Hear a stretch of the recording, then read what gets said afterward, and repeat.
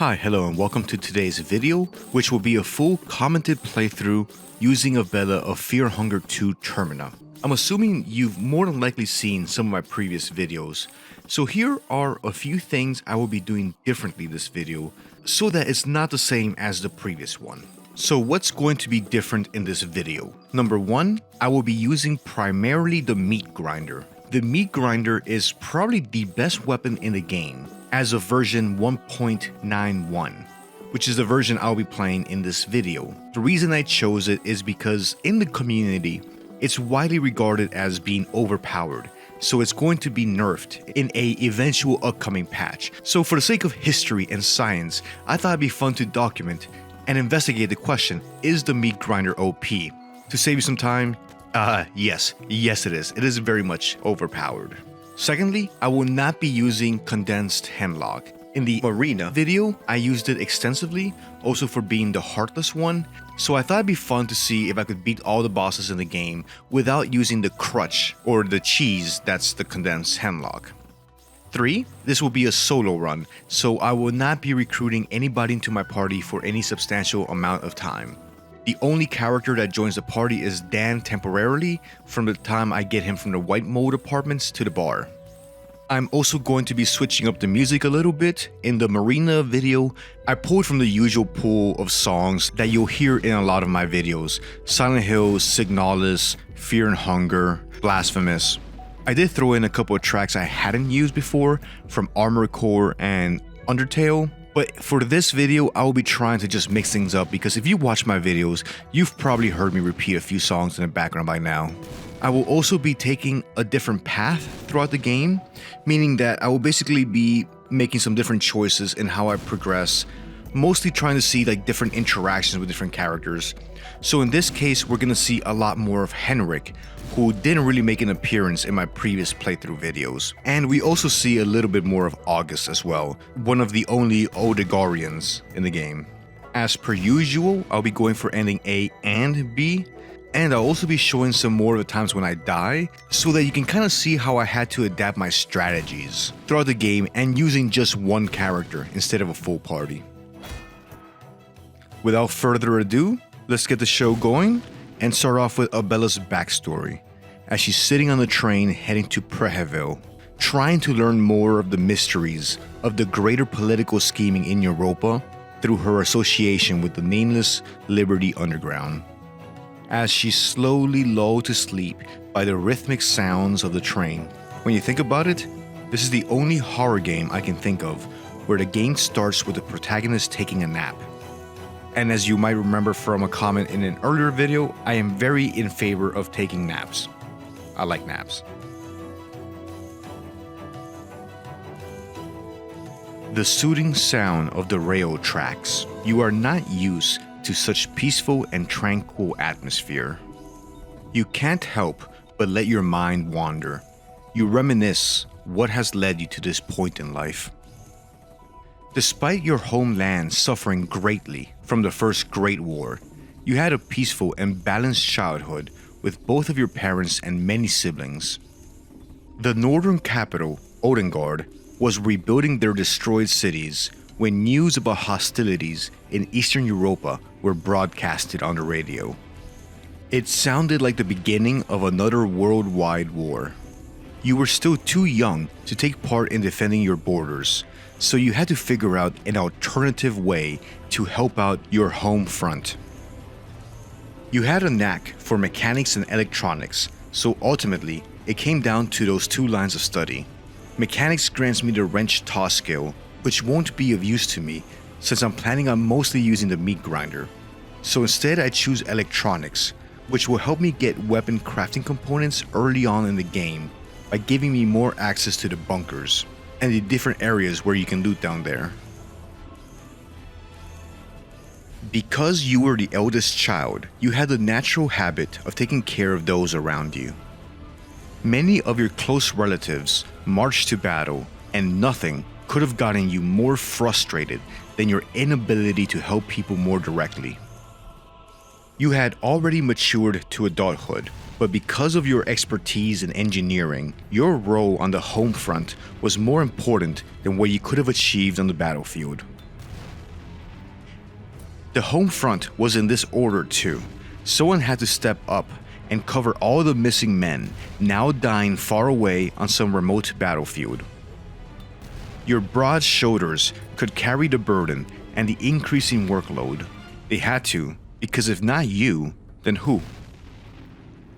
During one particularly stormy night, while you were returning home after your 12-hour day, you ran into a foreign man on a rain-soaked alleyway. The man noticed you and desperately tried to run for it, only to collapse weakly after 10 meters or so. The man had been shot to the belly. Upon searching his possessions, you found his documents that said he was from the Kingdom of Rondon, an allied country of Odengards. You thought about what to do at the moment. The option of turning the man into the officials would get us a lucky coin and some shillings. Taking the man back home and treating his wounds would get us the officer's sword. Neither of which would really present that much of an advantage to us, so it really doesn't matter which one we pick. So I choose the sword. The man stayed unconscious for a week, but slowly recovered thanks to your attentive mending. As days went by, he saw your eagerness to help and frustration towards the war. He then revealed his business in Odengard. He was part of an underground resistance organization called Nameless Liberty Underground, NLU in short. The organization had been brewing hidden from watching eyes since the dawn of the First Great War. The NLU worked across Europa trying to subdue the advancement of both the Bremen Empire and the Eastern Union. The man had important documents that needed to be taken to the Kingdom of Rondon as soon as possible. Because he couldn't obviously take them there himself, he asked if you could take his role. You had been hoping for a chance to work on something bigger, and this opportunity seemed to be just that. You packed your bags and set out. As a thanks for his rescue, the man gives you his officer's sword. You traveled through Europa, all the way to the Kingdom of Rondon. You found a meeting point described by the man and made contacts with his colleagues. After talking briefly about the current situation in Eastern Europa, you were asked to join the organization. They were running low on members, and your expertise would surely come in handy. You were led to their headquarters, and you got to choose how you'd offer your help. Help with creating weapons or creating traps. The weaponcraft skill is probably one of the most powerful skills in the game. Since early game, it allows you to craft some weapons that are very powerful and will help carry you through the early and mid game. And then late game, it allows you to craft a meat grinder, which is the most powerful weapon in the game. NLU has spies everywhere in Europa and beyond. Combining various information snippets gathered from across the continent, you are able to unravel parts of a larger scheme. The Eastern Union had been working on something malevolent and ill-boding in the country of Bohemia, and it seemed like the Bremen Empire wanted to get their hands on this project. Your deductions got a lot more weight when you heard that the Bremen Empire finally occupied Bohemia. The NLU sent some of their members immediately to the capital Bohemia, Preheville, but you quickly lost contact to them. The organization decided to wait and see if their members would surface, but you couldn't just sit back and hope for the best. You decided to take the first train towards Preheville and find out what was really going on. You were told that if you needed support in your mission, you'd recognize the leader of the Bohemian branch of the NLU from her red shoes. With this little information about the task at hand, how did you prepare for the trip? Abella prepared by stocking up on spare parts.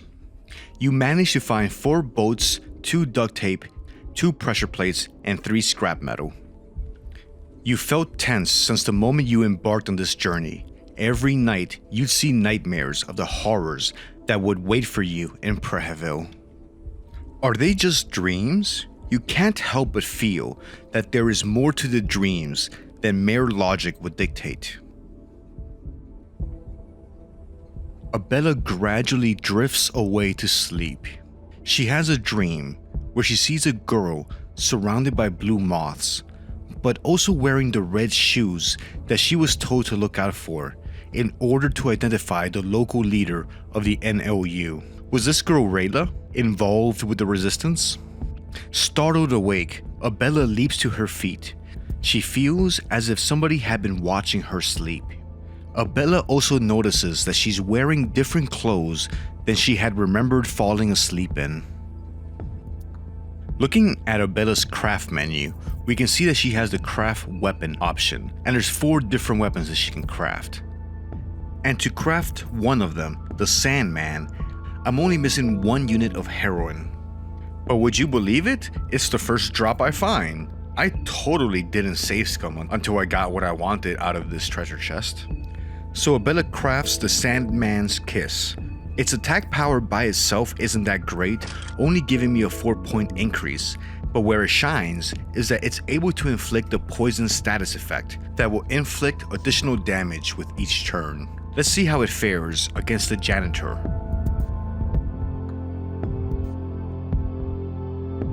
As he always does, the Janitor barges in saying that he's been looking for us everywhere and asks if we understand the rush that we are in. He says that we can do this the hard way. So I'm going to focus attacks on the torso. I'm hoping that the poison does enough damage to take him out before he finishes me off.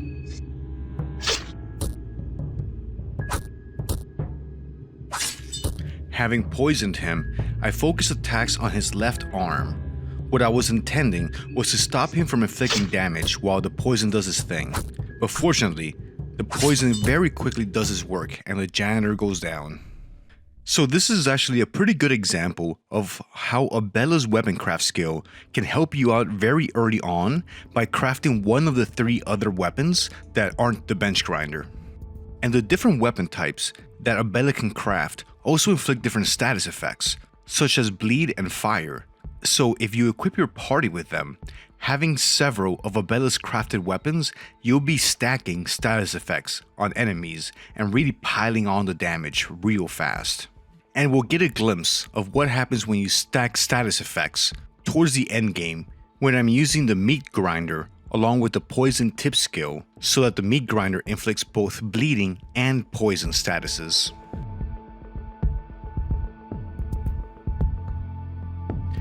Abella has the vision with the new gods, followed by waking up on the moon tower, talking to Preheville, the feathered jester.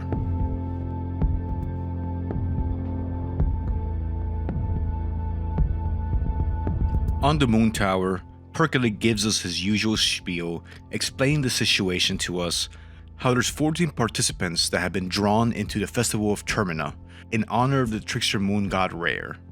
Because this part has been in every single one of my playthrough videos, I'm going to skip through it a little bit so we can get to the good parts. Abella wakes up suddenly in the train, discovering that it stopped. Had they arrived in Preheville and she simply slept through everybody disembarking? Why didn't anybody wake her up?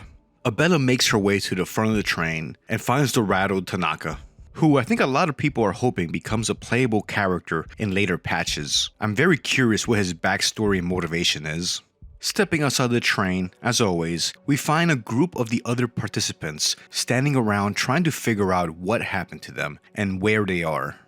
Marina says, "Oh, the pretty lady got up," canonically confirming that Abella is cute, past her intellect and kindness. Dan remarks surprised that there were still people on the train. Don't you love it when a doctor forgets about you? Dan explains that they were abandoned there and that there's no sign to the crew of the train. The train had been abandoned and left here, just the same way I abandoned my hopes and dreams when I was young. That's a joke, I'm doing okay. I just really want to use that line. Abella volunteers her mechanical and engineering skills to try to take a look at the train engine. Maybe she could figure out what happened and find what was wrong with the train. Abella changes from her travel clothes to her work overalls. "Looking sharp," says the ever-pleasant Marina. Abella might be a little bit shy and ashamed to admit it, but she feels most at home in her working clothes. Besides, they're probably more comfortable, having been made for practicality and not looks, and probably has more pockets. Women's clothing is rarely made with enough pockets. After performing a gross reality check on the train, Abella finds nothing to report and no root cause for what might have stopped the train. As a side note, I've worked as an engineer pretty much my entire career. It was too tempting to not drop in a couple of engineering terms. The group introduced themselves to each other. I wanted to take a moment here to note that I think one of the reasons why the cast of Fear and Hunger 2 are so endearing to the fan base is most of them are just really nice and kind characters. If you see how they speak to each other, they're actually really pleasant and polite. And this niceness and politeness that they express towards each other stands in pretty stark contrast to the atmosphere and everything else in the game. Of course, everything I've said excludes Caligula. Corinne introduces herself and says her well-known line of "I've covered wars, you know." Something I've only just recently learned is that that line is a reference to Frank West, the protagonist of Dead Rising 1, who's also a photojournalist going out into dangerous assignments, trying to find out the truth. And the events of the game Dead Rising 1 also take place over 3 days, just like the Festival of Termina. Again, I didn't notice this, somebody mentioned it in the comments, so I did want to take this moment to say thank you for all the nice comments in my previous videos. They're really encouraging and just make me feel nice inside. And also, I appreciate when people drop little lore tips that I might have missed or corrections on some mistakes that I've made. So I appreciate the double checks. Dan points towards the center of town and the tower and says, "Look up there, over the forest top. Can you see the tower standing erect in the mist? That tower marks the center of Preheville. You can hike through the forest to get there. It's not that far away."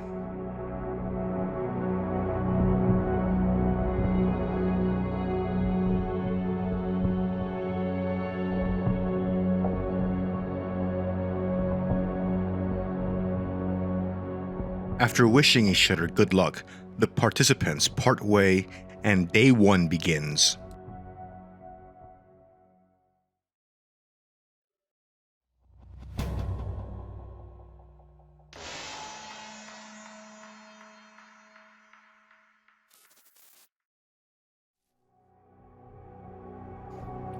When Abella speaks to August, he instantly recognizes her accent from Odengard and identifies him as a fellow countryman to her. He says that he gets such a warm feeling when he hears the accent of good and honest people from the north. August explains that his family roots come from Odengard and that he learned to speak the language from his grandfather. He understands Odegardian fairly well, but he does have an accent. When he was younger, he visited a dozen times. He reminisces about the green valleys, the endless forests, and the 1,000 lakes. Maybe he'll be able to go visit after all this business in Preheville is concluded. He talks about the long days in the summer and the long nights in the winter that are normal to people living further up north. August has always lived as a nomad, moving from one country to the next.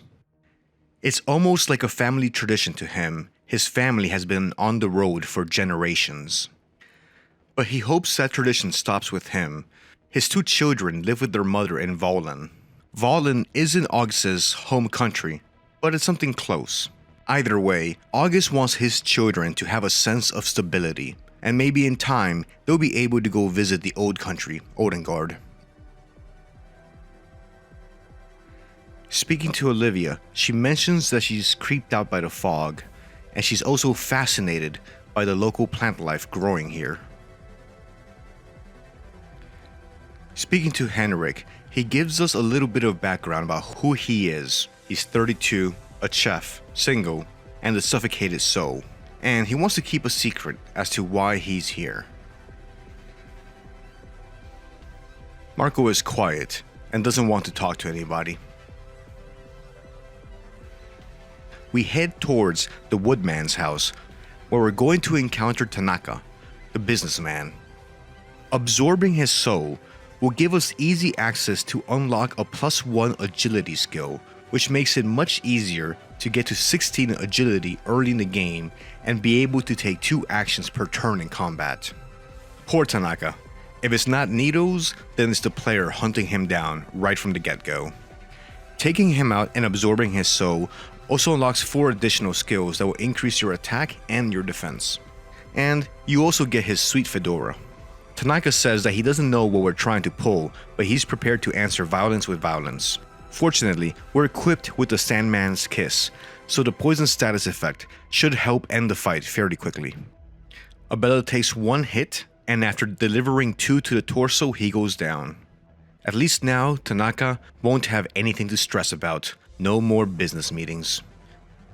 Abella turns around and starts heading towards the slums, stopping by the train on her way to talk to the other participants. Approaching Marina, she calls you the Sleepy One. She says that her story is too complicated to reduce to a few lines of dialogue.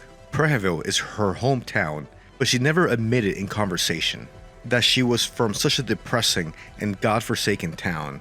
So you'll only make yourself look stupid if you go spreading the word. Abella retorts that she thought that Preheville was a medium-sized city. Marina answers that even medium-sized cities can be uncivilized. Believe her. Speaking to Olivia, she tells us that the others left for the city. She guessed that they grew tired of waiting. The doctor did say he'd get some help here as soon as possible. Olivia adds that they moved back inside the train once the mist got thicker. And she adds that there's actually a reason she can't leave the train. She has a condition where her legs don't function properly, but she'll spare us the details. Suffice to say, it makes her moving cumbersome. Concluding the conversation, Abella heads out and continues heading into the city.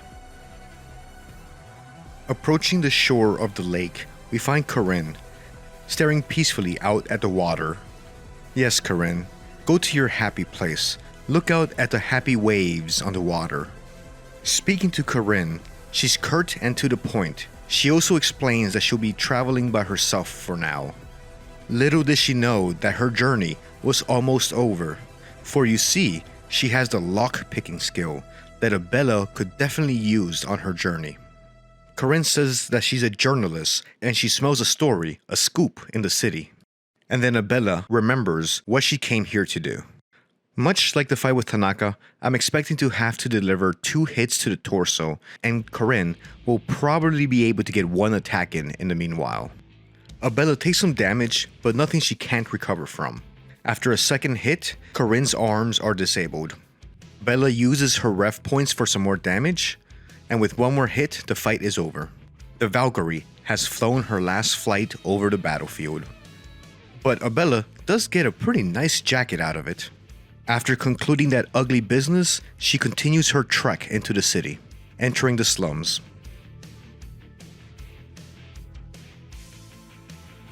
We have some luck and find a bone saw. So Abella does what we always do when we get to the slums. Abella rolls up her sleeves, pulls out the bone saw, and gets to work. Approaching the center of the slums, we run into a sickle villager that will be hard to dodge, so Abella pulls out the Luger and aims it at him. You've seen these things create destruction around the world, and you've created a great disdain for them over time. Having one in this situation, however, creates a sense of safety. You're not very familiar with one, but you figure that plenty of dull-witted people have managed to use one, so why not you? Abella lines up her sights and pulls the trigger twice, but it doesn't seem to faze the villager, who continues walking towards her. The villager raises his scythe and takes an aggressive stance. Abella tries to reason with the villager, but there is no talking sense into him. Fortunately, the villager is not very strong, so 1 solid blow to the chest puts him down. Heading north, we enter the mayor's house. It's the morning of the first day, so Jeeves is not here. We proceed to loot the library. It's actually a very good idea to make sure you loot here, because it's always possible to get 1, or if you're lucky, multiple skin Bibles here. And each for their own reason, but the skin Bibles are extremely helpful, so they're always a good find. But regrettably, it appears that luck is not on our side. So we'll have to rely on Pocket Cat and trading heads to get the skin Bibles that we need later on in the run. Abella opens the book on Mahavra she just found. The sights of Mahabra. You have seen them too, haven't you? In your dreams, you wander for one lifetime with the silhouette of the city in the horizon. You have seen the twin towers that rise next to a black night sky, those macabre obelisks telling tales of some older, more cruel era. You have seen the Grand Gate and its maddening murals and spirals, patterns beyond understanding. It's not like the sound of wind howling between these hollow streets wasn't enough. You also hear the sounds of local residents, even while all comprehension would dictate that this place is long abandoned. You still hear them. You are not alone in this vile part of the world. In your dreams, you have seen it, haven't you? The city of Mahabra, the city of gods. Did you know it exists here? Abella puts that book away and finds the other one she just found, The Truth Under the Moonlight. The Truth Under the Moonlight. Who of us doesn't cover their true face and hide behind a persona? In the broad daylight, we adopt a social role depending on the surrounding people. We put on a mask that works as the public image of our true personality. Do we hide our faces to avoid the judgment of the people, or do we look down in shame as the sun watches our every move? A sun that knows our deepest longings and lustful thoughts. Only in the darkness of the night does the true and vile nature of men get revealed. We share our decrepit bodies only to the select few under the moonlight. Despite what lowly thieves covering in the shadows would like you to think, the moonlight hides no one. Abella leaves the library and makes her way to the second floor, where she'll find Henrik in a trance in the dining room. "For Almer's sake," he exclaims when he sees you. "You startled me," he says. "I'm always happy to see your glorious figure, love, but give me a little warning next time, alright? Now, if you'd excuse me." Henrik makes his way past Abella and starts walking in a circle, talking about a clock that he can hear, a ticking sound he can't stop thinking about. His eyes are darting around the ceiling. He is seemingly distressed. He asks, "Can you hear that? I can hear a clock, but I can't see the goddamn thing." He continues pacing in his trance. Abella approaches Henrik again, trying to get him to snap out of his trance. Got a crazed expression on his face. You notice his eyes gazing right through you. He says he can smell it, that he can smell the garlic and the rosemary herbs. Abella yells at him, telling him to snap out of it. He seemingly comes to. He says, "Sorry about that. I don't know what got into me. First, I was just lost in my thoughts, but next those thoughts consumed me. There's something wrong with this place. I came here to find something to eat. Not just for me, of course. Food for the people at the train. I figured that could be my way of helping everybody in this situation. You saw all the food at the dinner table? This used to be the mayor's manor. He must have stashed all the food somewhere. Help me find the food storage and we'll be out of here." Heading down the hallway, from where we find Henrik, we enter a room with a ritual circle where a decrepit priest is praying. Since Abella is not terribly well equipped, she runs by the priest and avoids contact, making her way back downstairs. We'll be seeing this decrepit priest once again after Abella has picked up the meat grinder. Down here, we find a secret alcove where we will find a lucky coin, a leather armor, and also the manor key, which we'll need to get to the basement and the food storage room.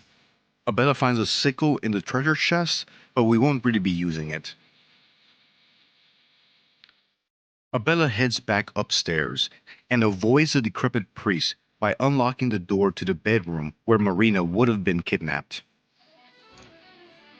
Searching the bookshelf, Abella finds a copy of the Occult Grimoires.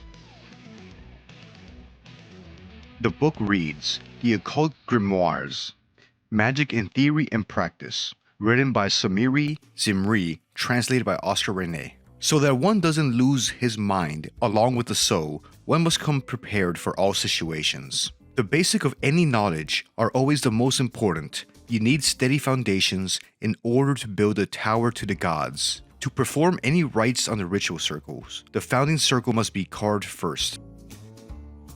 From top to bottom, the first one is the asymmetric circle. The asymmetric circle represents the older gods and their one-sided distribution of power. The second one is called the imperfect circle. The imperfect circle is the mark of the new gods, who have strived for perfection since their conception, never to attain it truly. And the last one is called the perfection circle. The perfection circle represents countless spiraling cycles culminating in the birth of the ascended ones, the ones who were able to go beyond human limits. One must never assign sigils, not meant for their founding circles. This is the lesson to take from here. The beauty of these rites is that you cannot change them, but they can change you. Using the Manners key, we get access to the mayor's office, where we have some luck and find the skin Bible for Rher. The Manor key also gives us access to the basement, so we head down there to find the food storage. Behind this locked door is the pantry where the mayor was stockpiling food before everything went south. Returning upstairs to Henrik, we tell him that we found the food storage downstairs. He asks us to lead the way. He says, "Jackpot, this is it. This is the stuff. It's the famous Bohemian truffle." The mayor must have gathered all this here when shit hit the fan. You could barricade yourself here for months with this many goodies around. I'll pick up the ingredients for a great dinner for everybody at the train. He turns to us and says, "Hey, I found something interesting. Maybe you'll find use for these." And he hands us the sewer keys, which won't be of a lot of help since we will be using Corinne's lockpicking skill. "In any case, I'll see you back at the train," he says. Heading back outside, I try to save the game by resting at this bed in the center of Old Town, only to be ambushed by a pipe-wielding villager. Regrettably, Abella is poorly equipped and the fight does not go her way. Although here, we do see one of the few after-death scenes in Fear and Hunger 2. These type of scenes were a lot more common in the first game. We see the villager throw Abella and feed her to the pigs.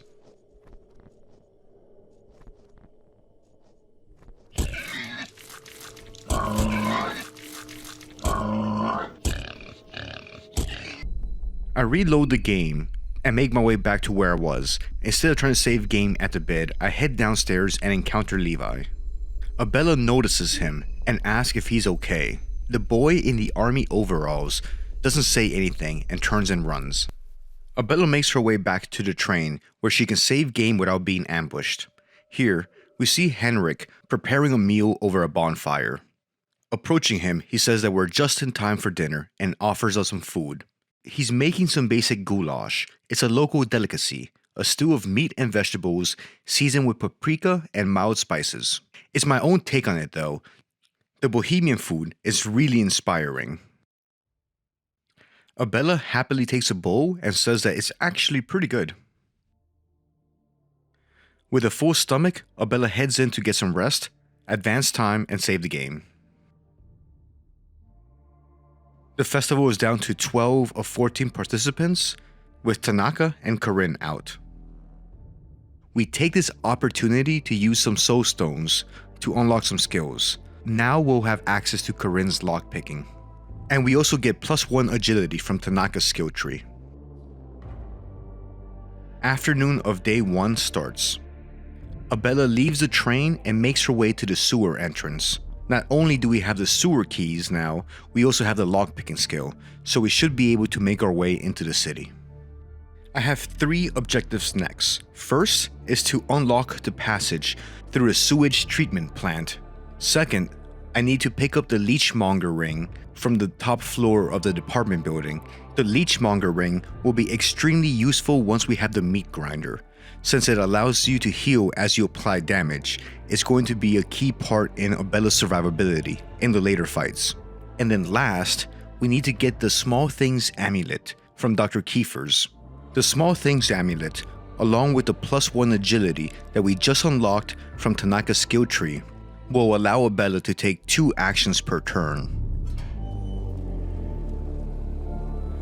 Dropping this ladder clears the way and allows us to make it through the sewer treatment plant. We follow this path in the sewers a little bit longer, and before long, we're at the sewer hole that's in between the white mold apartments and the Preheville Bop. There is another manhole cover that would have put me a little bit closer to the Preheville Bop, but it's really only 1 screen difference, so it's practically the same. Dodging the fecal dogs, we head north and we make it to the shopping district. Abella notices that the buildings rise higher in this part of the city. I finally make it to the Preheville Bop, and as is my custom, I light all the candles for no particular reason. I just think it makes the place look cozy. I head downstairs to get the rifle, shotgun, and Luger, and I also search the bookshelf down here, and I get pretty lucky. I manage to find the skin Bible to the god of fear and hunger, which, as I've mentioned, is useful for gaining agility.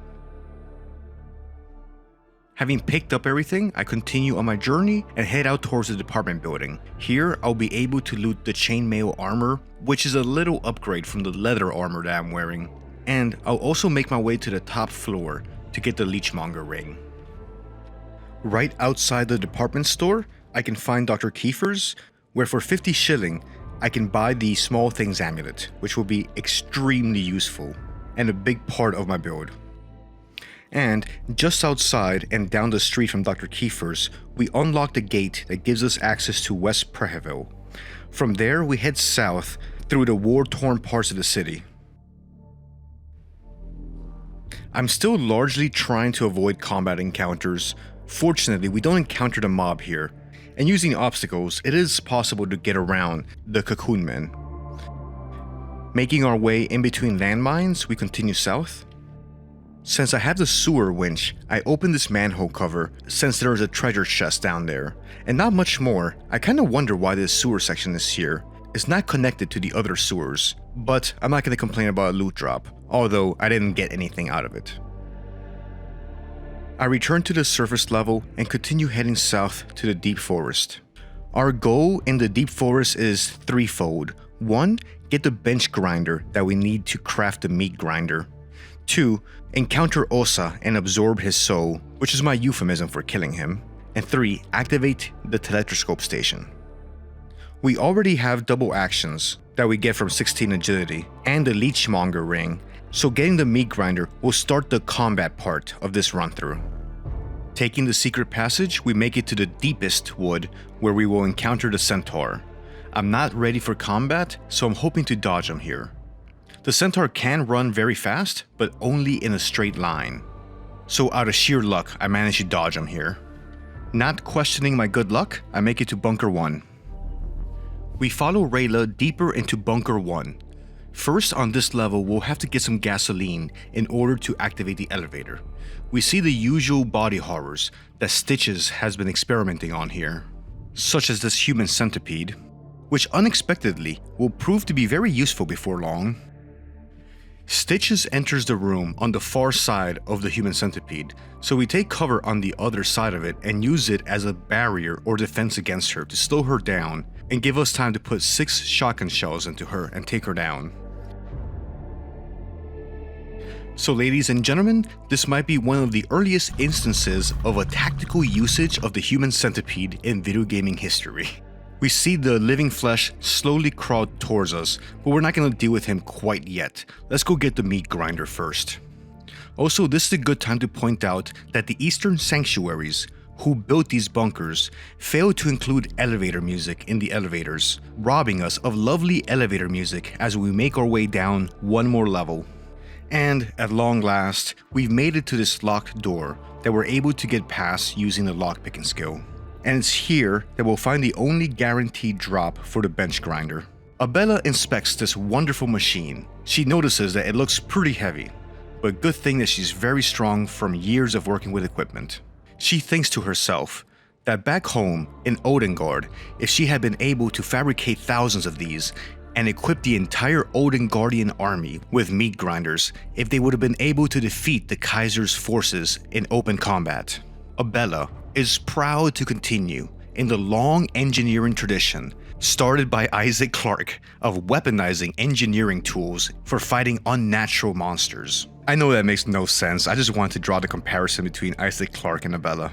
Alright, time to test our build. Heading north from here, we will encounter an injured Osa. He will be a great first experiment of how powerful the meat grinder can be. As we test the mettle of the meat grinder versus the sagacious wisdom of the yellow mages. Osa says that he has no interest in us if we remain docile. Abella notices that the yellow mage looks pale and weak. Osa asks that we just stand back. Abella, drunk with the technological power that she now holds in her hands, attacks Osa. Osa begins his ritual dance, an ominous aura fills the air. Osa is wise and knows many dark and old secrets, but none of that is a match for the 1000 RPM of the meat grinder.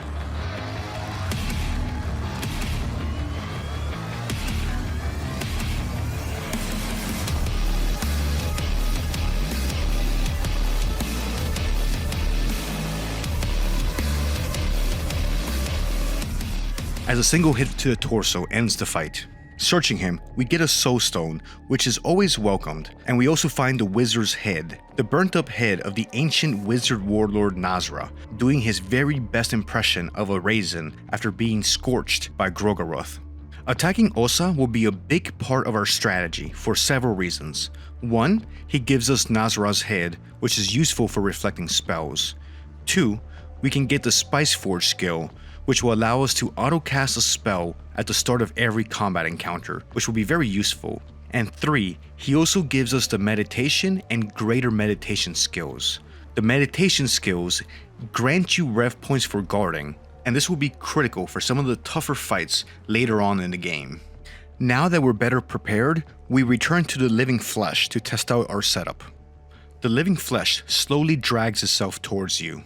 The living flesh has a lot of HP, but he can't do too much damage, so as he attacks me, I'm able to recover the damage that he did using the Leechmonger ring, and I've inflicted the bleed status effect, which should help the fight along go a bit faster.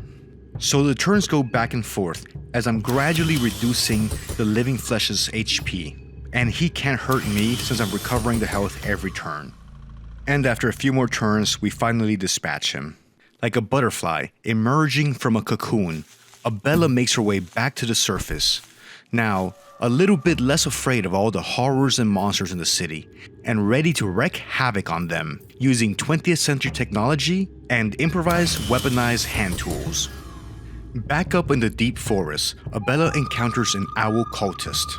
He manages to play his distraught melody and summon a ghost. Abella hits his arms with the meat grinder and they just fall off.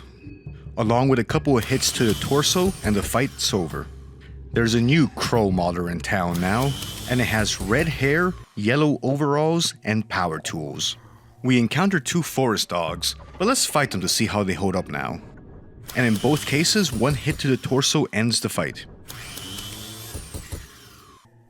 After dealing with the dogs, we head south to lower the ladder and open the shortcut from the outskirts of Preheville into the deep forest, since it's always useful. Abella takes the ladder down and decides to go pay the Woodsman a visit, to see how a buzzsaw compares to an old-fashioned axe. The Woodsman makes his usual entrance with a snazzy-looking black trench coat. After he's done with the villager, he yells out, "Termina is upon us." Combat starts. A Woodsman stands tall before you. While the black trench coat does look pretty sweet, it is no defense against a rapidly rotating buzzsaw. A single hit is enough to take out his arm that's holding the axe. A second strike takes out his appendage. I hope he didn't need that, but I think we can make that assessment, judging from what we know about his wife. A few more hits, and the Woodsman is cut down. Get it? Woodsman, tree, buzzsaw, cut down. Okay, I'll stop. But anyway, the buzzsaw is good enough to solo take down the Woodsman, and get revenge for all those times he took us out at the very beginning of the game.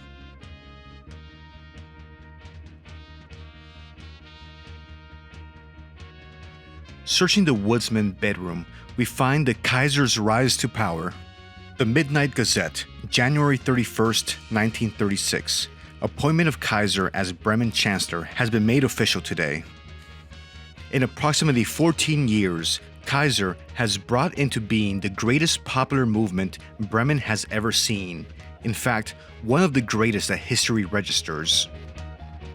This mysterious man, who seems to remain in secrecy under his now trademark hood, rose to popularity seemingly out of nowhere. But just witnessing him give one of his famous speeches to masses makes it obvious why both the high and low classes fell under his charm.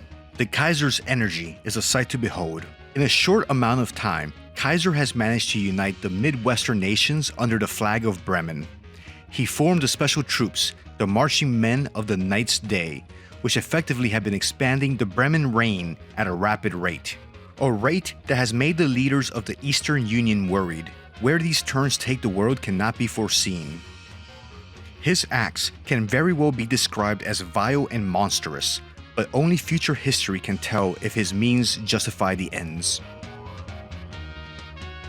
Abella looks around the room before leaving. She notices that there is a crucifix to Almer above the bed, along with some dirty dishes on the bedside table. This suggests that either the Woodsman, his wife, or possibly the goat, or maybe all three, likes to eat in bed.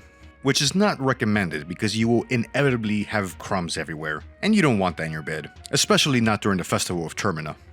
Abella continues searching the house, heading downstairs. In the basement, Abella finds sweet little notes written in blood on the wall that the woodman's wife wrote about how much she loved her new friend. Also about how they had a gardening club where they exchanged seeds, but there was one member of the gardening club that was very cold. Armed with this new knowledge, Abella presses forth. In the basement she finds a sigil to Rher, drawn in blood, along with the deceased corpse of the woodman's wife. Abella uses some chalk to draw over the sigil to Rher, gaining affinity with the god. She is transported to the other world. In this twisted version of the woodman's house, she meets the local leather enthusiast, dressed all in black. Like Tanaka, the man in black has a pretty sweet hat that must make him very popular with all his leather-loving friends. And another interesting bit of trivia, the man in black is one of the few characters in Fear and Hunger 2 that has a cape. The man in black talks about the nature of light and darkness, and how the presence of science in modern society is changing so much. In the end, he wonders if it's time to lend his sword in aid again. He says he'll help you on your quest and disappears.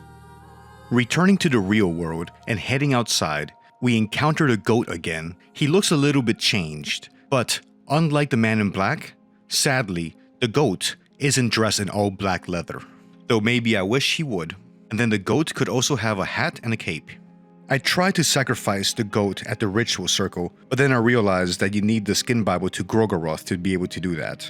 So I'll have to find a different way to increase my affinity with Gorgoroth. I lead the goat a little bit further away from the house, where he decides to stop. Abella realizes that the goat will be happy here, and decides to let him go so that the goat may be spared all the horrors that Abella is about to watch and perform with a meat grinder. The goat will live on to tell the tale of what happened here in Preheville. A bit further up the road, Abella finds the dead horse, the same dead horse that was in the center of Old Town, laying down next to Joni. He must have gotten bored and moved here. Too bad the horse didn't also have a sleek black leather outfit with a hat and cape. Approaching the bunker in the Maiden Forest, Abella is attacked by both the jagged-toothed dogs, but they don't pose much of a threat with the meat grinder in hand. One attack to the torso takes them both down. Well, one attack per dog. It's not one attack takes both of them down. One attack will take one dog down. 2 attacks take both the dogs down. I'm glad we were able to clear that up. Before entering the underground bunker, Abella takes a detour to visit this often overlooked section of the forest, where she's startled as a giant servant of Venushka lifts himself out of the ground. His name is Iki Turso, and he has been awakened from his slumber, he says in all caps. He asks Abella, "Is it time yet?" Abella doesn't know how to answer. Iki seems annoyed. He complains about us being a nuisance, and mentions that he's waiting for Venushka. He calls us a worm and tells us not to wake him up again. After this encounter, Abella makes her way down into the bunker and activates the first of the 3 teletroscope stations. Like any good mechanic, technician, or engineer, Abella sees button on a big machine, Abella pushes the button.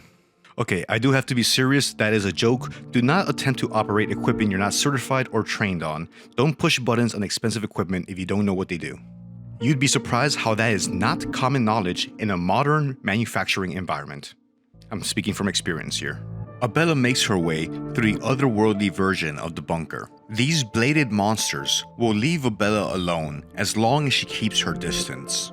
But that won't matter much, since Abella has the meat grinder, they don't really pose too much of a threat. She can take them down with one hit to the torso. This is a good opportunity to farm the rust-colored pearls, but I'm not really interested in trading for anything with the Radiant One on this run, since I'm going to be using primarily the meat grinder. Having wrapped up our business underground, Abella heads back to the surface. It's time for her to revisit the slums and all the enemies there that she was running away from not that long ago. The surviving moon-scorched villagers will not be able to stand a chance against her now. Near the mayor's mansion, we run into the decrepit priest that we had seen before but didn't fight with. Abella preaches the gospel of the meat grinder to him, and the decrepit priest accepts the benediction of the saw blade. Making our way back to the city gate, we encounter both the vial and a death mask. Of the two, the death mask is the real threat. They will spawn sometimes when you walk by some coffins on the street or in the basement of the Church of Almer. After staring into the vial's eyes, Abella engages. The vial charges at you with a blank expression on his gas mask. His gas mask, which is fused to his face. One attack with the meat grinder, plus the bleed damage, is enough damage to take out his torso, ending the fight in one turn. But the death mask has a lot more HP, armor, and attack power. Death Mask has risen from his grave. The Death Mask wields 2 large blades in each hand, wears chainmail armor, and is wearing a death mask on his face. Initially, I had hoped that the HP I can steal back with the Leechmonger ring would be enough to undo the damage he inflicts, but his ability to inflict about 50 damage points with each attack is enough to take Abella down. So a change in tactics is going to be necessary to fight the Death Mask. So I reload the game and try again. Since I'm not going to be able to take him down quickly, instead of targeting the torso, I go for his arms first, in order to stop him from being able to apply damage on Abella. Abella takes a few heavy hits, but fortunately she's able to recover most of her HP, so she gets an extra action. After a couple more hits with the meat grinder, one of the Death Mask arms is taken out of action, reducing his damage potential in half, and closing the gap between his damage output and Abella's ability to regenerate HP.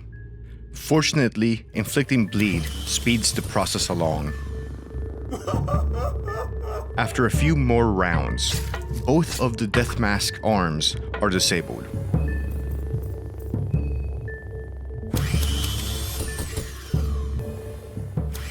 After that, the fight is trivial, since Abella will now be able to heal faster than the Death Mask can hurt her. So it's just a few more turns of applying damage and waiting for the bleed to do its thing. With those two out of the way, Abella uses the trusty trench gun to unlock the gate into the city.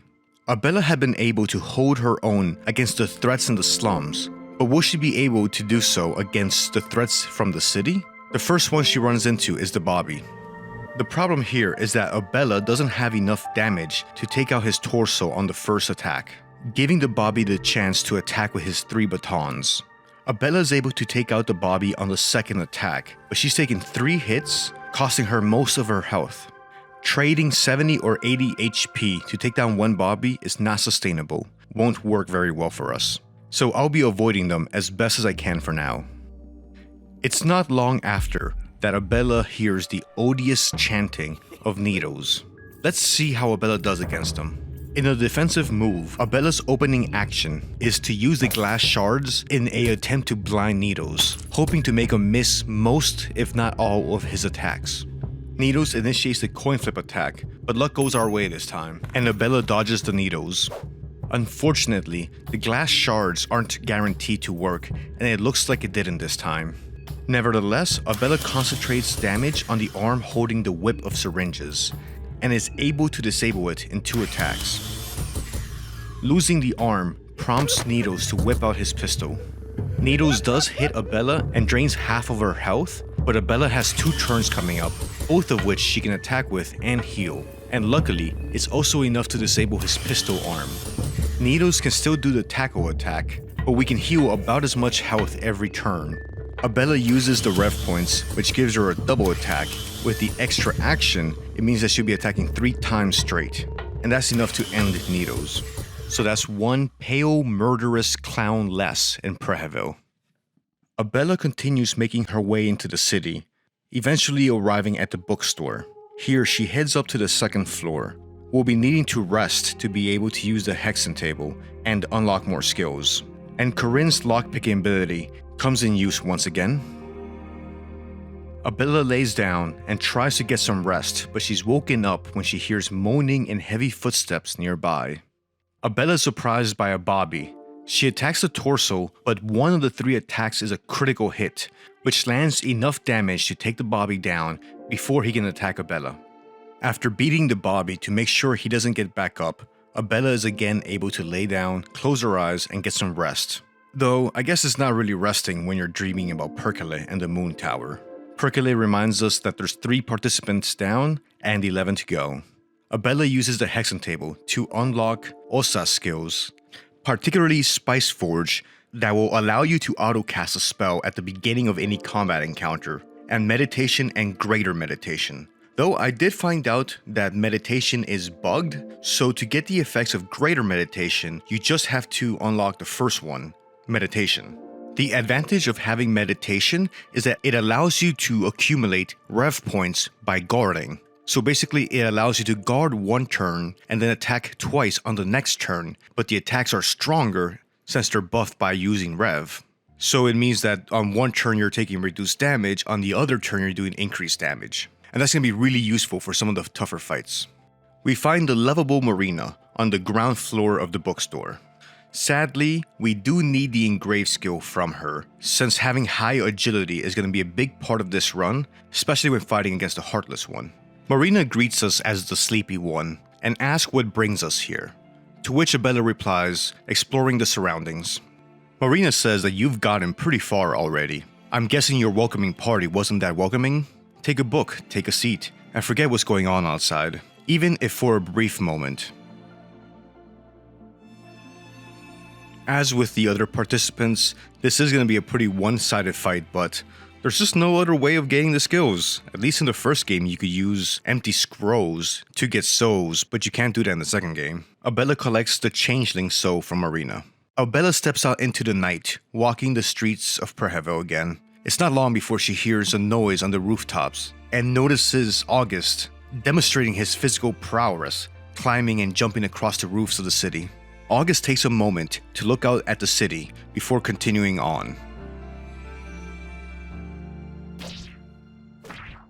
We see Rancid approaching the Church of Almer, and I see another Bobby before too long, and decide to see if guarding with Meditation provides me a way to easily take down the Bobbies without taking too much damage. Previously, I've been attacking the Bobby torso with the meat grinder, and I would need 2 turns to take him down, so he would have 1 turn to be able to hit me with the batons. This time, I'm gonna guard on my first turn and take only half the damage. And then on the second turn, I'll have 3 rev points that will give me 2 enhanced attacks against his torso, which should be enough to heal me back up and end the fight. So now using Meditation, I have a way of taking out the Bobbies without taking very much damage, if any at all, which is going to make moving back and forth across the city a lot easier. Let's see how we hold up against a Bremen Elite Trooper. So for my first turn, I'm going to attack his arm, trying to get as much damage onto his rifle arm as I can before he buffs his defense. On Abella's extra turn, she again attacks his rifle arm, which delivers enough damage to disable it. With his rifle gone, his ability to hurt me is greatly diminished. So now I just need to grind down his health.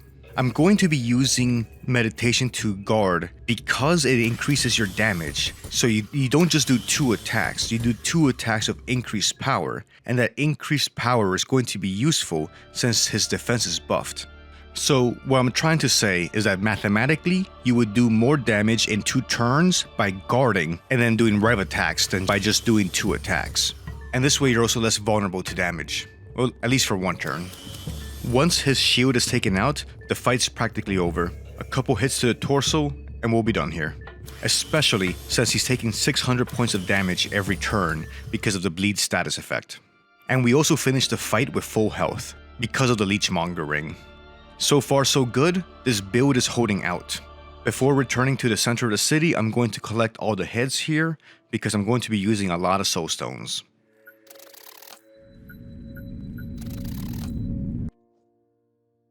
In a nearby shack, I pick up a lucky coin, the film reel, and the portrait of a young man, which is used to summon one of the new gods, and you can trade rust-colored pearls with him.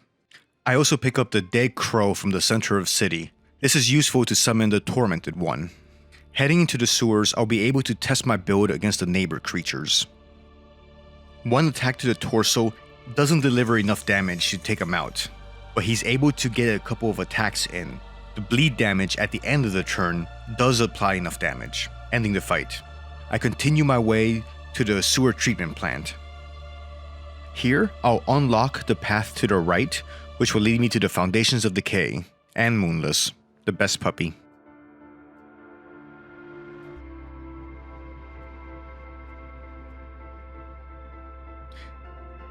In the underground, I'm going to skip the Ratkin fight. There's really no significant loot from it other than the chance to collect more trophy heads, and I just find them really annoying, so I make my way down to fight Moonless, who has grown to huge proportions in the centuries since the first game, and she has the swords Black Steel and the Miasma buried in her fur. The Miasma is a very powerful sword from the first game that has the potential of slowly driving its user insane, which might be a homage to Soul Calibur. Fighting Moonless, you get a few turns before the fight actually starts. Kinda like how when you fight the Greater Blight in the Void in the first game, you get 2 or 3 turns beforehand where you can cast buffs or use items. I use a gasoline canister, since Moonless is weak to fire type damage. In my next turn, I can use all 3 rev points to do a double attack. I'm going to concentrate all damage on the torso, trying to end the fight quickly, rather than going for the swords and then the paws.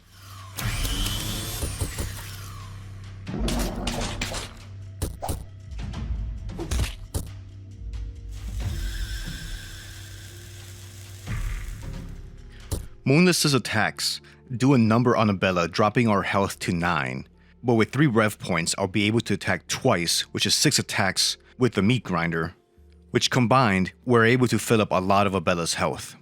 One more attack on the next turn fills up our health meter a little bit more and ends the fight.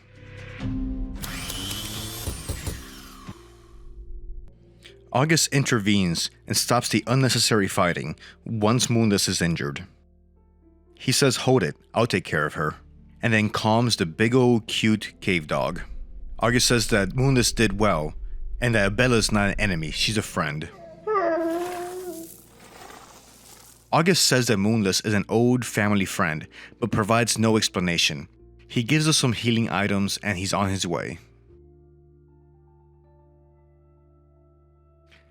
Continuing on our way, we make it to Tunnel 4, where we run into the Tanaka doppelganger and one of the teletroscope stations.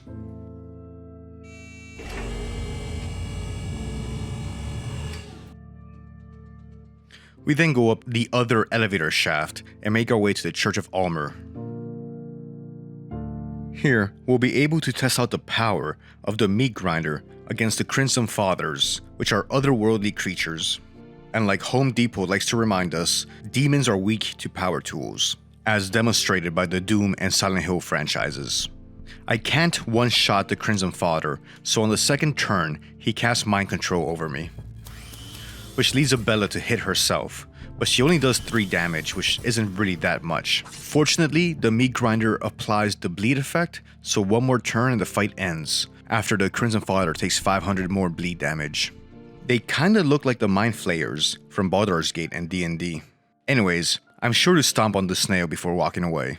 I pick up the church keys. I'm going to need it to unlock the Heartless One. And of course, I pick up the effigy.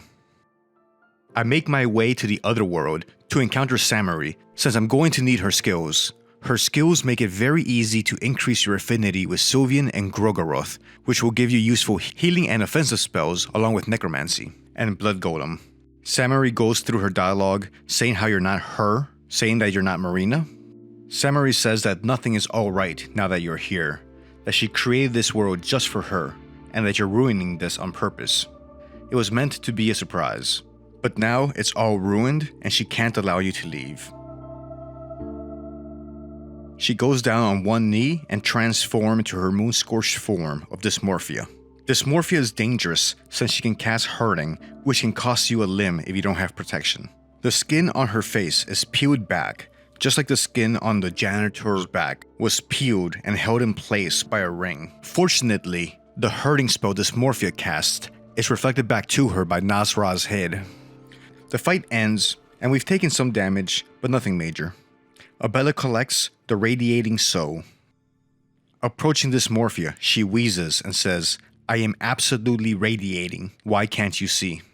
In some of the otherworldly regions, you'll encounter these purple pillars of clay, which if you hit the action button on, you'll gradually sculpt it into your likeness. If you do enough of these, you unlock some extra dialogue with the man in black. Returning to the Church of Almer, I pick up the Rusty Key, which I need to free the Heartless One. And then I use the Sigil of Rher on the Ritual Circle to go to a separate area of the church's other world. Here, we'll be able to free the Heartless One, and afterwards be able to summon her for a fight. She is considered to be one of the toughest fights in the game, so she'll be a good test for our build that we're running with. After we free her, we get the heart-shaped lock. Having wrapped up our business in the Church of Almer, we head back to the bookstore and get some rest. We have some soul stones and skills that we can unlock with them now. We have the usual dream with the moon simp, Perkele. With Samurray and Marina down, that's a total of 5 participants dead, 9 remaining. Using the Hexen table, I'm going to unlock both of Samurray's skills, and I'm also going to start unlocking some of Marina's. I'm mostly interested in Greater Occultism, which allows you to start a fight with a couple of rev points. And because of how it interacts with the Spice Forge, sometimes on your first turn, you'll already have all 3 rev points, which you can then consume to do 2 powered up attacks as your opening move. So that means that for your first action, you get to cast 1 spell, take 2 attacks, each of which will be 3 strikes with the meat grinder. So that's a total of 7 attacks starting off a fight. Day 2 starts, under the Sulphur Sun. I'm going to need to get affinity with Grogaroth, because I do have the Spice Forge skill, but I don't have any spells to use it on. I do use Marina's Engrave skill to buff my agility with the Sigil of God of Fear and Hunger. So here is the build I'll be using for most of the run. The meat grinder as a weapon, the armor will be the chainmail dress until I get the fluted armor or the darkness after the Heartless One fight. I'm using the Salmon Snake Ruin for limb protection, the Small Things Amulet to buff my agility, although I can swap that out now that I've used the Engrave skill, and of course the Leechmonger ring. On the way to the orphanage, I'm ambushed by the mob. Since I'm testing out the build, and because of the fact that I wasn't able to run away, I decided to fight them. And I very quickly experience what it's like to be on the receiving end of the meat grinder. Reloading the game, I make my way through this courtyard, avoiding combat with the fecal dogs because I do not like them. Near the Preheville Bop, I encounter an Inquisitor, and I am determined to wipe that grin off of his face. One hit with the meat grinder is plenty damage for him. These guys will frequently drop soul stones, but this time I'll have to be contented with tobacco. Nothing against tobacco, it's just that soul stones are very useful. Well, I mean, tobacco can cause cancer, so you know. there's that. But anyway, I keep making my way to the orphanage and I run into a soul job that just does not present any threat anymore. In the orphanage, we'll be getting the second effigy and we'll also be getting some affinity for Gorgoroth and Sylvian, which will unlock spells that I need to use a Spice Forge. On the way back to the orphanage, I encounter another Inquisitor with that silly grin on his face, so I must attack him. Hopefully, I'll be able to get a soul stone off of him. And more tobacco. And I collect his head as a trophy because I like the feeling of superiority that it gives me momentarily. I sneak by the cocoon villager because he has awful peripheral vision and therefore is undeserving of my attention.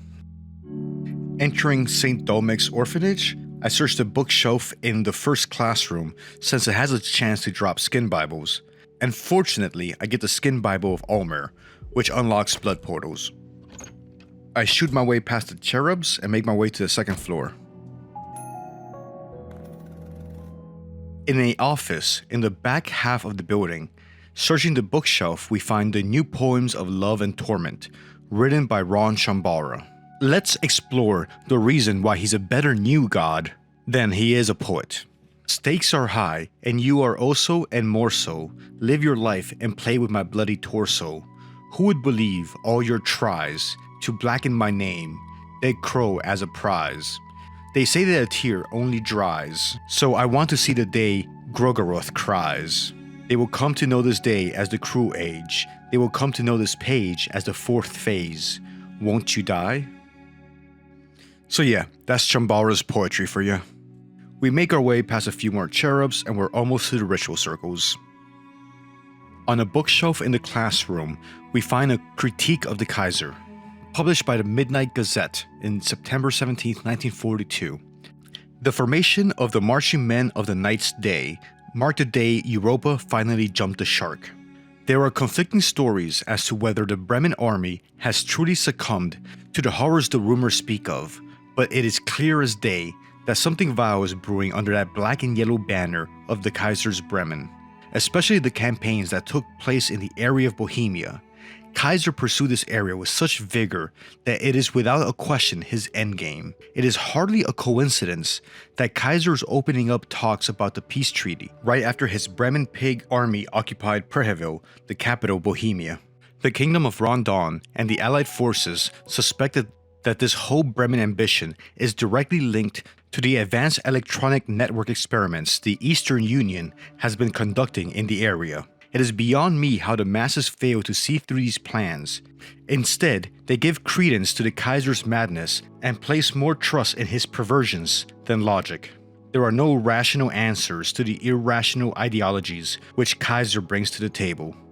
A bit further down, we make it to the ritual circles, where we use both of Samurray's skills to increase our affinity to the old gods.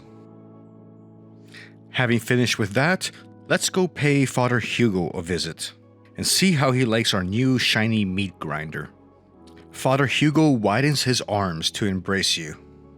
We go for the torso, but he's able to take the first hit, and then he casts Pyromancy trick twice on us, taking out half of Abella's health. But next turn, we do have 3 ref points, so we use them up to get 6 attacks. Hopefully, that will be enough to fill up our health. Father Hugo goes down after the 3rd attack, before he was able to burn down his office, so we're able to loot it. Next, we head to the courtyard of the orphanage to go to the other world in order to retrieve the effigy. The Ronteals pose very little threat. We're able to take them down sometimes in just 1 hit. We make our way through the trench system that seems to be something out of Levi's nightmares. A horrific scene from the Great War that just concluded. Coming out the other end of the trenches, we retrieve the second effigy and head back to Preheville. Exiting the orphanage, I avoid the cocoon man the same way that Ragnavadar avoids wearing a shirt. I make my way back to the Preheville Bop and start unlocking the Blood Portal Superhighway. Blood portals for a better, cleaner future, since they don't produce any greenhouse gases. Approaching the white moat apartments, Abella sees a poo-poo dog and instinctively reaches for her Luger. Entering the Pale apartments, we first get the master key. Abella hears some noise from the next room over and heads over to investigate, finding a TV on, broadcasting static that slowly forms into an image. It was a news report by Corinne Sauer, the journalist from whom Abella had borrowed the lockpicking skill from.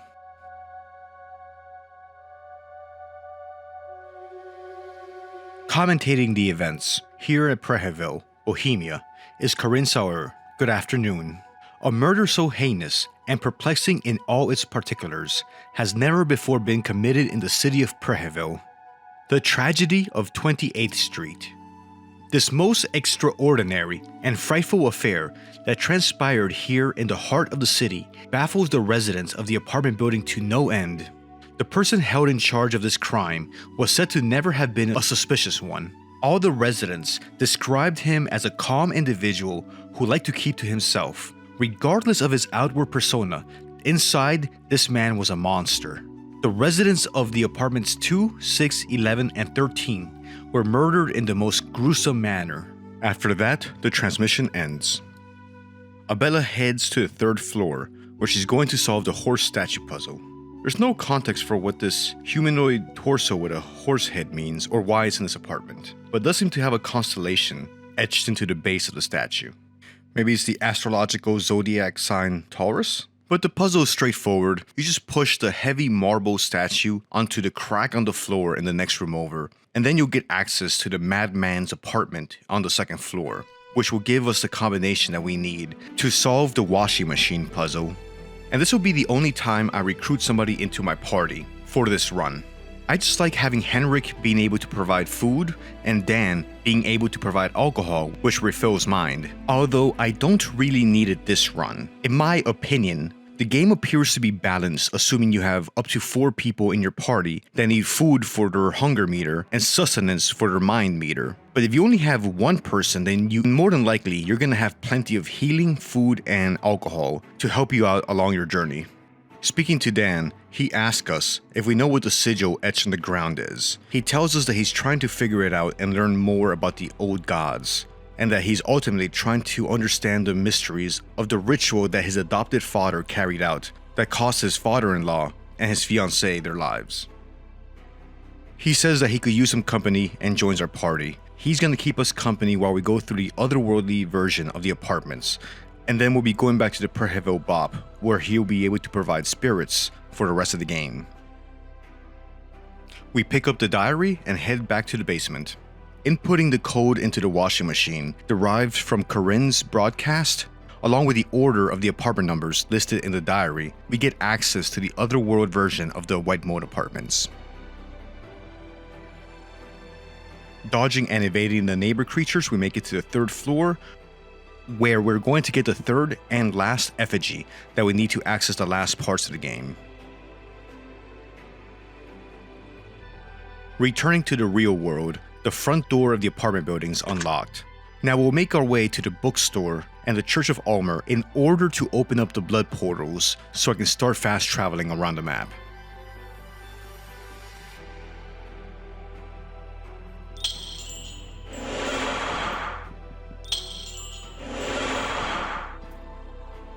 Next, in order to get ready for the tougher fights coming up in the last parts of the game, I head to the Imperfect Ritual Circle and offer up all the accumulated trophies I've built up until now. I also use the portrait of the young man to summon the Radiant One. I do have some rust-colored pearls that I'd like to trade a Yangetsu amulet for. The Radiating One rises from pool of blood. Embrace your flaws, embrace the imperfection, embrace the distortion, he says. What's that you got there? Maybe this isn't a waste of my time.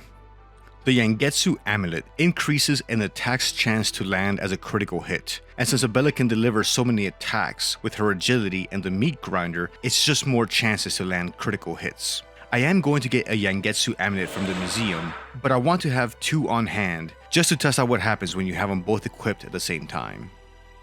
After communing with the new gods, I escort Dan back to the Preheville Bop and enjoy a nice glass of whiskey. I'm happy to say that Dan doesn't have any skills that we need for this build, so he'll be able to escape the city once we get ending A. Before going up against the Tormented One and the Heartless One, there is one more skill that I need, Poison Tip, that I'm going to get from Olivia, so I head back to the train. Encountering Henrik, he offers us dinner, which is very tasty, a testament to Henrik's cooking skills. Abella lets him know how much she enjoyed it, and Henrik seems very happy to hear it. Abella reads Henrik's mind. He thinks, I'm glad I scavenged enough food. I'm sure we won't run out as long as we don't have to wait here for too long. Henrik does have 2 skills that would be useful for us. Melee proficiency, which I don't really think would help me out too much, and his cooking skills, which allows you to make meals that will give you a buff in combat. But I don't feel either one is very necessary for this build, and I've been killing enough of the other participants that I would rather avoid it if I can. Having said that, I do want the Poison Tip skill. Using it on the meat grinder will allow it to apply both the bleed and the poison status effect, making the meat grinder even stronger than it already is. Approaching Olivia, she says, "Oh hi," and explains that most people already left for the city, including Marco, who headed in despite the dangers. He said he'd be back soon. Olivia says that she's glad that she's got Henrik keeping her company at the train. Have you tasted his creations? They're great. It seems like everybody is enjoying Henrik's food. Reading her mind, Olivia thinks, back to digging, the book certainly didn't lie about Bohemian Forest. She adds, I got bored just sitting inside. The forest bed already fascinated me yesterday, and I just had to inspect it closer. I'm a botanist, you see. Bohemia has got a rich and unique flora. I've read quite a bit about it, but it's a different thing to finally see it in real life. I already spotted some wild daga over there. It's a plant that simply doesn't grow in Europa. Usually, I'd expect someone to have planted it here, but it looks to be growing here naturally. Everybody knows what needed to happen for me to get the Poison Tip skill, so I'm just gonna skip that part. It's been a long day, Abella is tired and could use a nap, so I head back to the train to lay down. Pav took out Marco and Levi, leaving only 5 participants. Using the Hexen table, I'm going to unlock Hurting, which is a very good offensive spell even though it does take a good bit of MP. I'm also going to increase my maximum mind capacity by 25, along with unlocking Olivia's Poison Tip skill. I also pick up Necromancy from Grogoro's skill tree, and since I still have some soul stones, I grab Magic Defense +1 and Magic Attack +1 from Tanaka's skill tree. Now that I finally have some offensive spells, I can use the Spice Force skill, and I put the modifier first on Hurting. That way, it's going to auto-cast at the beginning of every fight. I open the blood portal in the train cabin and head to an imperfect ritual circle in order to fight Shambara and the Heartless One, offering up the dead crow that we found in the center of Preheville and is also mentioned in Shambara's poem, starts the fight. The air cools down and becomes thicker. The heavy air becomes hard to breathe. The Tormented One rises slowly from a pool of blood. Starting the fight, Abella's going to auto-cast Hurting, which really doesn't do a lot of damage, only 200 points, which is less than a third of what I can do with the meat grinder. But it counts as a turn, so it grants Abella 1 more rev point at the beginning of the fight, in addition to the 2 that she starts with, for a total of 3. 2 hits to the torso totaling more than 2000 damage is enough to end the fight in 1 turn. I guess I really tormented the Tormented One. Sorry, that's a bad joke. Dad jokes are part of becoming a new dad. Abella stomps on the Tormented One because why not? There's still a few more things that we need for the Heartless One fight, so we'll be coming back to this. I move on to the Church of Almer and unlock the secret passage. I don't really have anything to gain or any motivation to fight the enemies down here, so I'm just going to run by them real quick and avoid contact.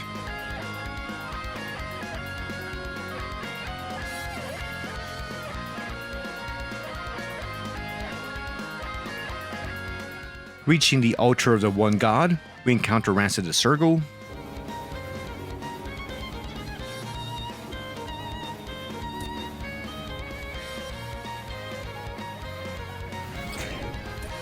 As the fight starts, Abella casts Hurting on one of Sergal's arms, so I'm going to focus my attacks on that arm.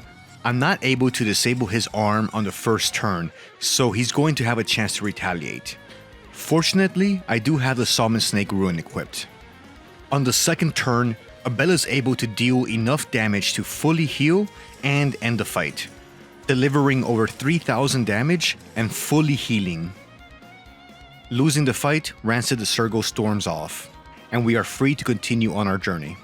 I did want to take a moment to say thank you for watching my videos. I do really enjoy making these. If you'd like to help me out a little bit more, liking the video and commenting does help with the algorithm and helps make sure I can continue making videos long term. If you'd like to check out some of my other videos that aren't Fear and Hunger, I'll be putting a link to my Signalis video in the description. I think you might like it, check it out. Signalis is absolutely a survival horror masterpiece, and I think it deserves more attention. Arriving at the museum, we can finally trade with Pocket Cat for skin Bibles. Mainly, I'm interested in the Grogoroth skin Bible, which I can use at a ritual circle to increase my affinity with him.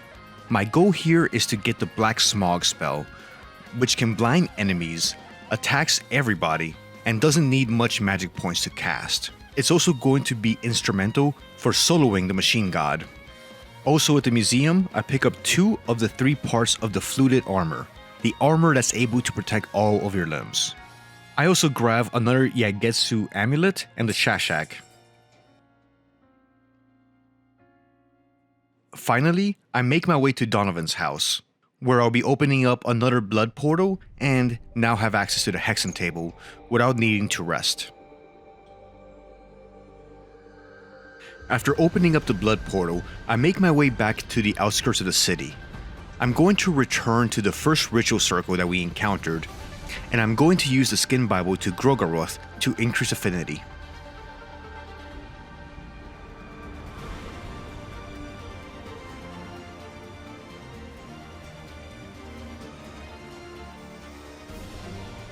Heading back into the city, we discover why Henrik wasn't at the train. He's been ambushed by Caligula and is defending himself with a knife. Henrik exclaims, "Caligula, I know what you're trying to pull. You're a fool if you think I'll just watch from the side while you turn everyone against each other." Caligula retorts, "Aren't you clever? So what you gonna do about it, big guy?" To which Henrik hesitates. Henrik replies, "You might have gotten this far by just intimidating people into submission, but I spit on your puny scare tactics. The likes of you would get laughed out of an average kitchen." Of course, Abella intercedes in the fight to help defend Henrik. Caligula says, "You've got some nerve. Get ready to die," followed by a bunch of curse words.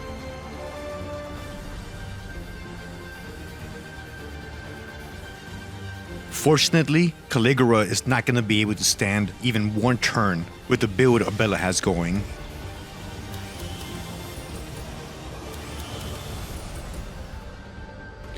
With Caligula down, Abella absorbs the decrepit soul. Bella reads Henrik's mind. He thinks, "I'm still shivering because of that guy. I gotta hide it. Thank you, you did us all a favor, believe it or not. That man was rotten to the core. It's crazy what this festival makes us do. But seriously, don't worry about the fate of this guy. He had it coming for years, I'd wager. I'll talk with you later. I need to head out before night falls. I want to be back to the train by then. See you later, and thanks again." I continue making my way to Old Town, open the blood portal there, and continue making my way to the mayor's house to get the last piece of the fluted armor. I draw the sigil of Venushka at the ritual circle to spawn the big white tree.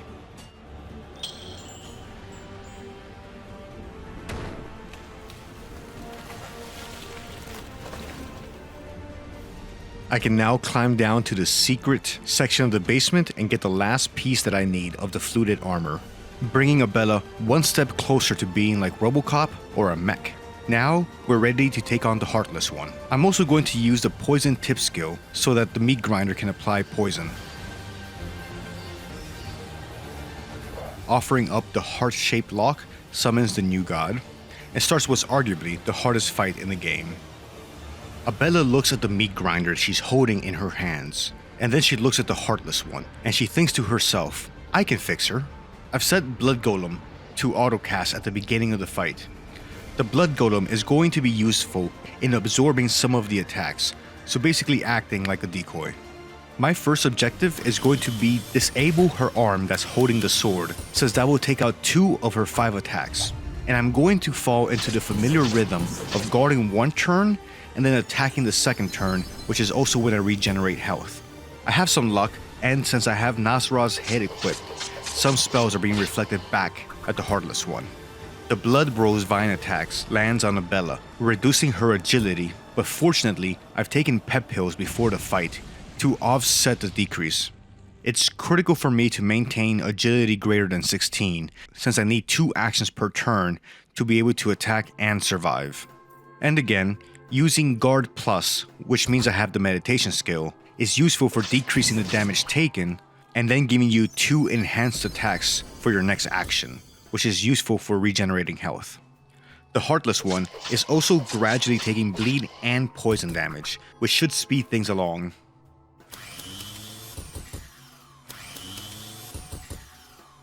Now that she's lost her arm that she was holding the red virtue with, the hardest part is over. Next, I'm going to focus damage on her arm that's holding the spear to stop her from casting spells. After a few turns, the Heartless One gets an additional attack when she spreads out her wings. But she's still doing less damage now than she was when she still had her sword arm.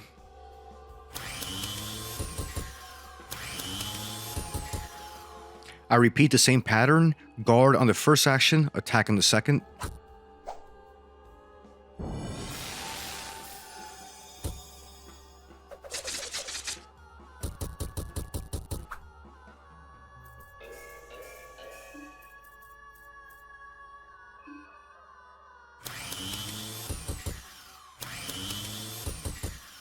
Now, the only way that the Heartless One can attack is with the feathers, and I should be able to regenerate any damage completely every turn. So next, I'm going to focus damage on her wings. I continue repeating the same pattern, guard and attack. All the while, the bleed and poison effects are helping speed up the damage.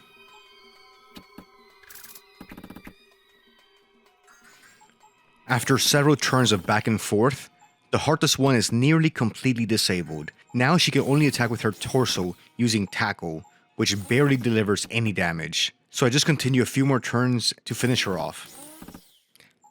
Something that was mentioned on the comments of one of my videos once was, what is the Heartless One's hair attached to right now? Her head's gone. We can still see her hair down her back. So what is that hair attached to? The only thing I can think of is her hair is growing out of her back. I attack the Heartless One a few more times, and before long the fight is finally over.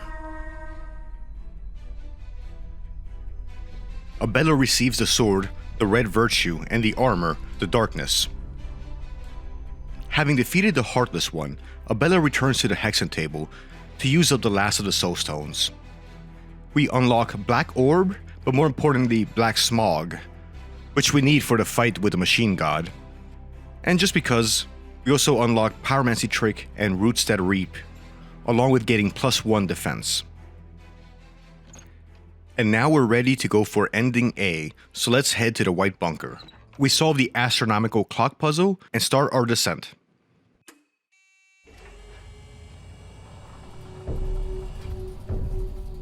Abella descends into the White Bunker. On the second level, she refuels the generator, which will grant her access to the bottom of the bunker. Before going any further, Abella stops by the control room and says hello to the Crow Man. He seems miserable, so Abella continues her descent. Abella sneaks past the last few guards near the databanks and makes it down to the last level, where we will be testing the meat grinder against the platoon and commander. Since I'm not really relying on any spell to get me through this fight, I set Roots That Reap to autocast, just to test it out.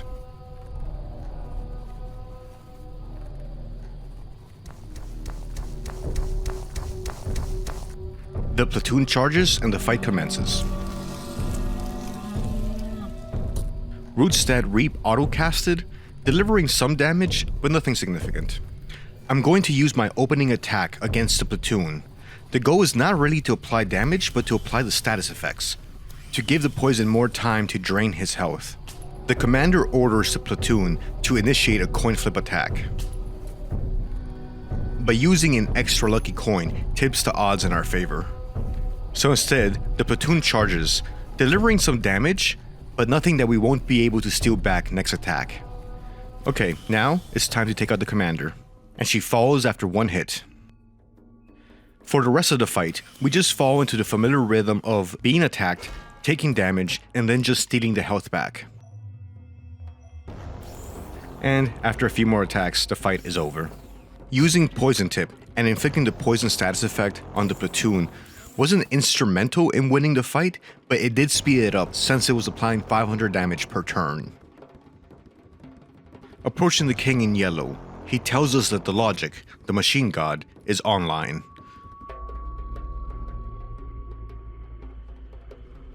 He says, "That is a cruel joke the fate has played on me time and time again. At one point in time, I did think I would be the one to lead us all to the promised land. My ego led me to believe I would be the one true god worshipped in the coming age. The world is too capricious and chaotic. It was never for me to rule. But chaos itself is not something to be dreaded. Chaos is but a transitional phase. Where it leads determines whether that chaos is a negative force or not. Since I've embraced the chaos, I've never come to surprise myself. I was able to abandon my ego and leave that miserable being endlessly wandering in the dark green.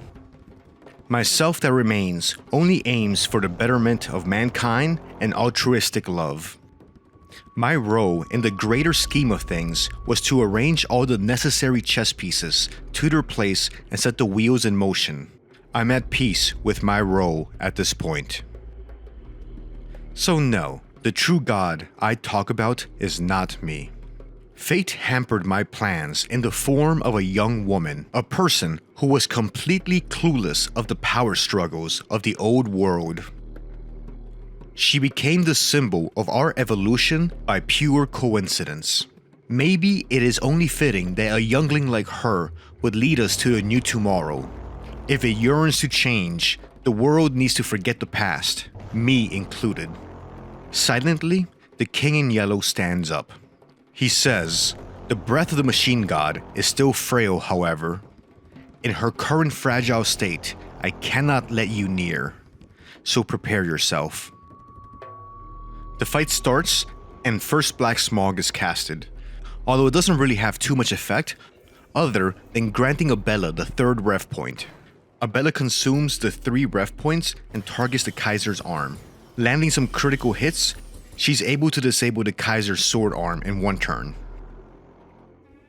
And from here, the fight is pretty straightforward, mostly just focusing damage on his torso, and after a few turns, the king in yellow goes down.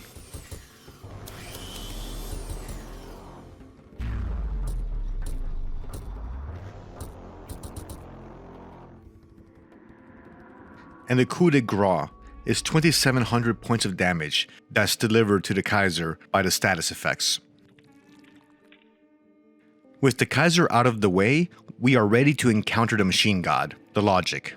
But since the first phase of the logic is weak to fire, we switch Pyromancy trick to be the spell that's casted at the beginning of the fight.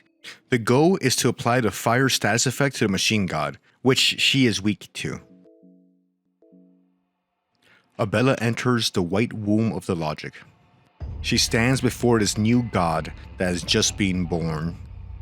A god born of human technology and ambition. The fight starts with Abella casting Pyromancy trick, which manages to inflict the fire status effect on her. Abella attacks, while the machine god retaliates casting Red Arc.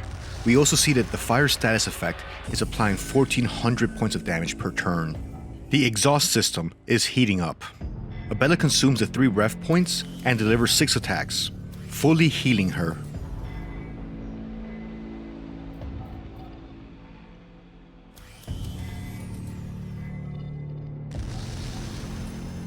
When the exhaust system is heating up, you can disable it in one move by using Black Smog. Since it attacks everything on the board. All the while, the Machine God is still taking 1400 points of damage per turn.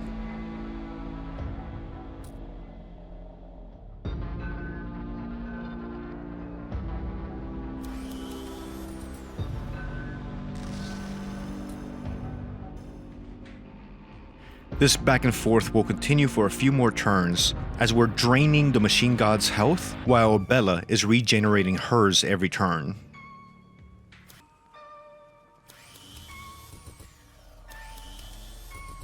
And after a bit, the Machine God goes down and we get ending A as the cinematic plays out.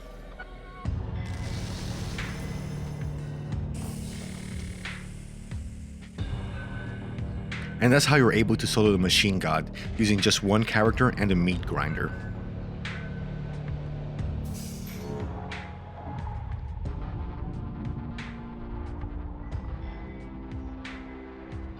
Henrik, Dan, Pav, and August all managed to survive through all the horrors. But what about ending B, where we go up against Preheville, the Feathered Jester, the Moon Simp, and the traces of the Trickster Moon God Rher? First, we'll have to eliminate the other surviving participants. Pav and August will pass simply with the passage of time on night 3, where Pav succumbs to his wounds that he sustained from the Kaiser, and August unalives himself to prevent himself from moon scorching and becoming a monster, the type of monster that his family has been hunting for millennia. Now we rest to speed up time until the night of the 3rd day, when we can find Henrik in the Mayor's Manor.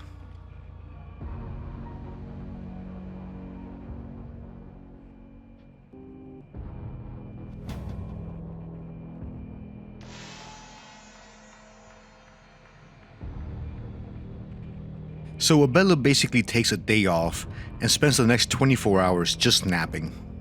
This will allow us to get to the night of the 3rd day, when I can hunt Henrik down and then access the Moon Tower.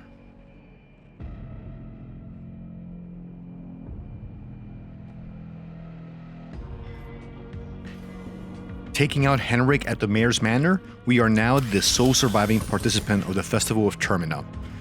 We can head to the Moon Tower for ending B, against the traces of Rher. At the Moon Tower, we'll have to go through Preheville before fighting Rher. So let's see how well the Poison Tip Meat Grinder works on him.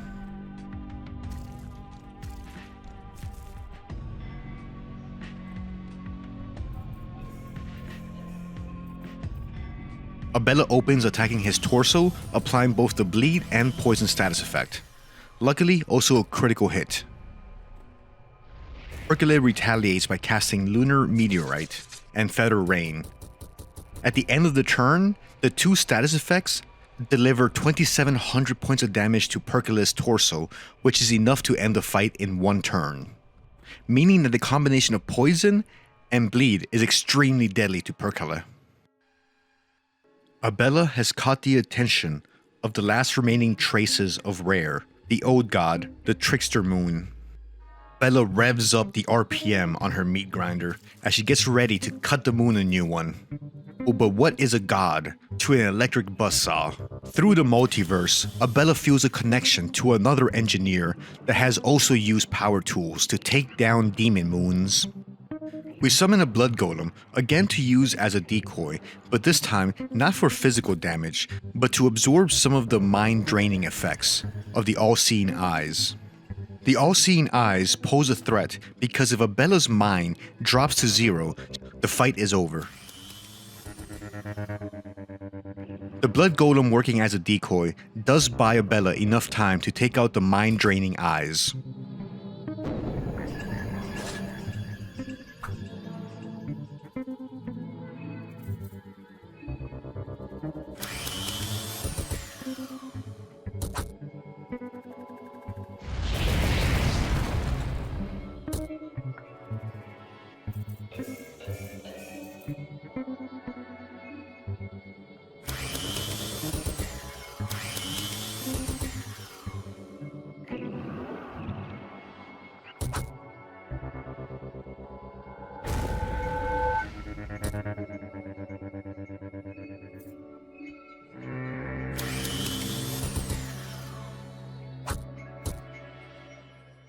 Once all the eyes of Rher are destroyed, Abella changes her target to the moon, taking damage from Rher, but healing every time she attacks.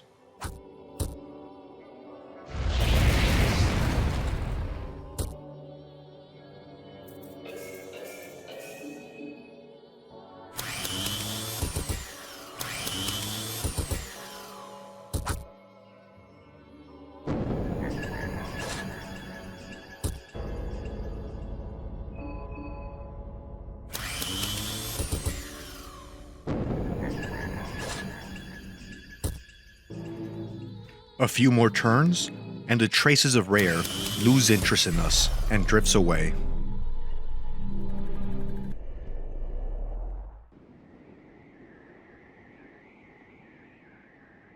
And thus, with a newfound awareness of the world around her, Abella survives and we get ending B, Day 4.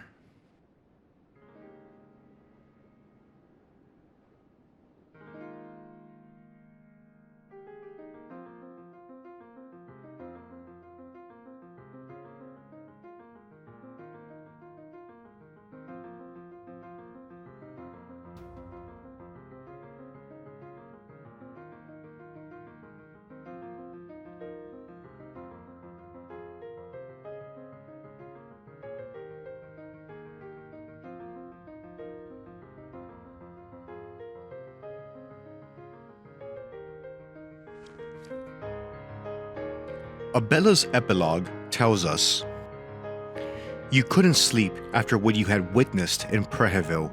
You knew too much about the universe and what horrors it hid in the darkness of night. The endless void above in the sky taunted you. It laughed at you. You had finally realized how minuscule humans truly were in the grand scheme of things. Your insomnia almost drew you insane, but you had always been one to look for answers and solutions. Surely there was an answer to be found here too. The moon had paid you a visit and gazed at you for a brief second. To ask for answers, you'd need to pay the moon god a visit as well. You took high positions in fields that studied space technology. Over the years, things started to advance, and only after a decade, you were getting ready to launch people to the moon. You'd get an audience with the moon soon, not with ancient rituals or a cult, but thanks to technology and human wit. Whether it was a good idea or not remains to be seen." And with that, we end this run using Abella only and the meat grinder. So in conclusion, do I think that the meat grinder is a little bit overpowered and needs to be nerfed? Yes, it could be nerfed a little bit, yes. But I'd like to thank you very much for spending your time with me these last couple of hours. I hope this has helped your day. Big shout out and thank you to the members of this channel. I appreciate your support and your vote of confidence in me. But that wraps up this video. Take care of yourself, be well, and thank you very much. Later. Until the next one.